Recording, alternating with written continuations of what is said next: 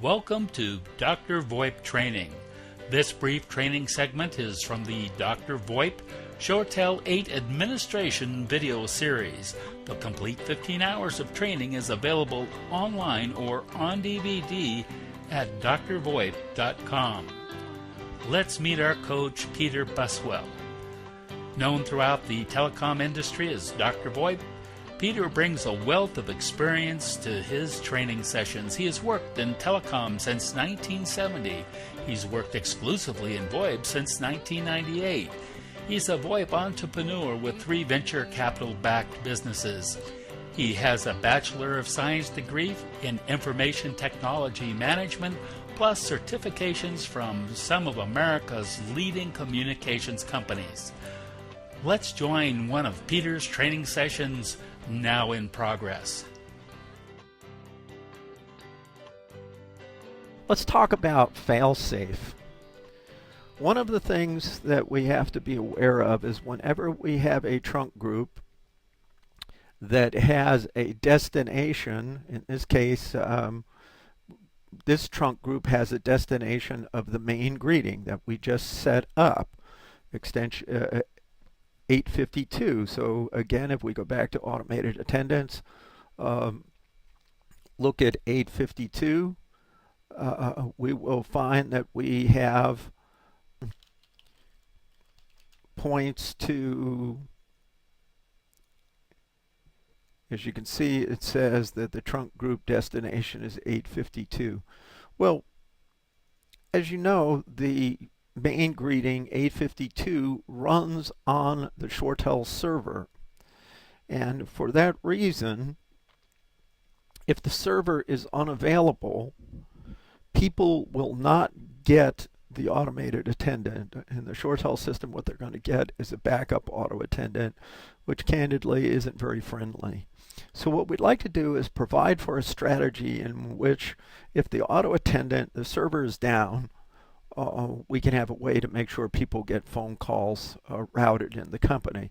And the way we typically do that is to create a work group.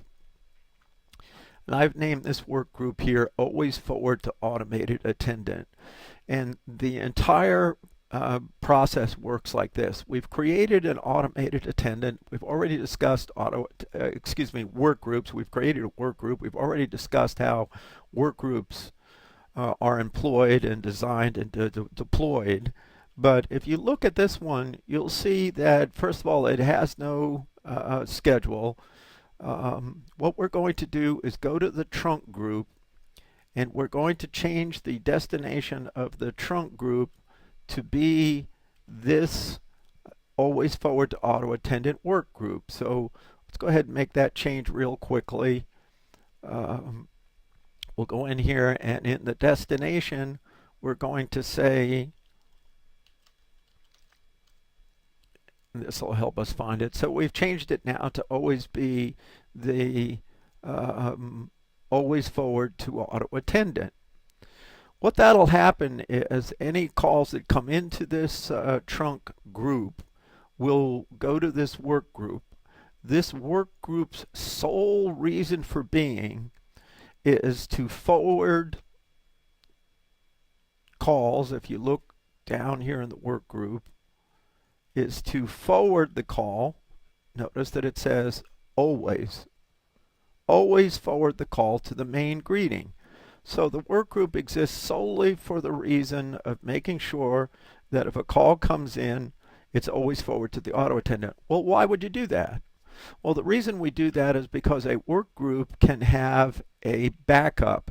And as I told you in the discussion about work groups, it is a wise idea to have a backup extension for your work group that is in fact on groups. So for this reason, work groups are a service that live on the ShoreTel server, and if the server goes down, the work group fails. If the work group fails, it's going to go to the hunt group. The hunt group will in fact work. So to make this story a little shorter, if we want to make sure that a telephone call will be ringing an internal telephone in the case of a failure of the ShoreWare server, the best way to accommodate that is to create a work group, as we have done here. This work group has a hunt group as a backup, and it exists solely for the purpose of sending the call to the main greeting. And the main greeting can, do its thing the way it does during the day, or on hours or off hours, however you have it set up. But should the server go down, the work group will fail and the hunt group will kick in. And in this case, we had a backup group that happened to be a hunt group that was the backup operator group, and this will assure that in the server down scenario, we have a certain number of telephones that will in fact ring. So auto attendants can be constructed and combined to form fairly elaborate processing. It's a good practice to announce that you've reached the company, to let people know how many digits are in an extension number, give them a chance to dial. Don't put any more than about 3 options in your auto attendant. In this one, we say press to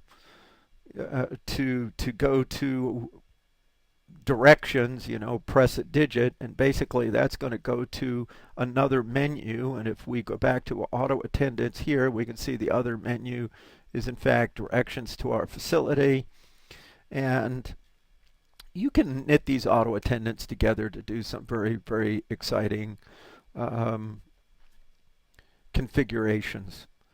Also, I'd point out to you that down here under the record option, you have the ability to import a WAV file, and basically you need to be on the server to do this. And if you are on the server, you will find your Shoreline data folder, and this is the subfolder called prompts, and in that prompt you will have your previously recorded WAV file that you can import in here. It needs to be in that MuLaw 8 kilohertz 8-bit mono format, and unfortunately ShoreTel names it something really unfriendly, but you can play around with file naming, renaming this file to be something like day greeting. Just make sure you import it under that name. If you change this file name now, this auto attendant won't find the file because it's looking for the one called administrator 0110 2008 blah blah blah. So record your WAV file, give it a name that's useful, then import it. But you have to be on the server to do that.